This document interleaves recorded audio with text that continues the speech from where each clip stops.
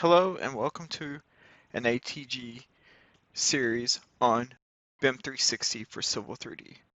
My name is Jeff Haney, and today we are going to do the second part of our series called Collaboration for Civil 3D. Collaboration for Civil 3D, when we talk about that, represents the BIM 360 website. This is going to be the place that we can just sign in to get to a list of our projects. For instance, this is all the projects for our company. And then if we need to create a new project, we can just hit add and move on. This one, we already have one set up. So we're just going to go into it.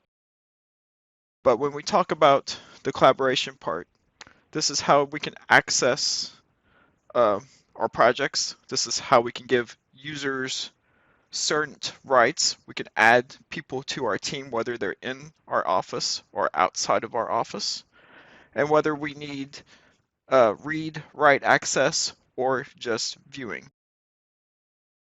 This helps us manage our projects on the cloud instead of on a file server somewhere or another type of data management system, and it lets us all be able to work from home easily.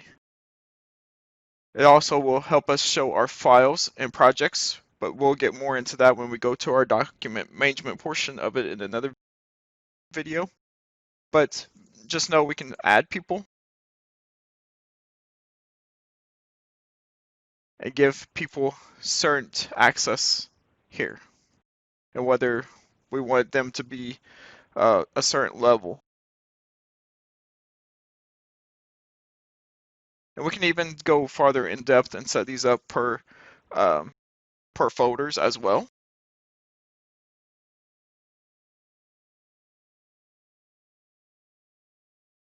So that is the project management portion of this, which is better known as the collaboration for civil. So basically, create your projects and give people access to it. I'll see you on the next video. Thanks. Bye.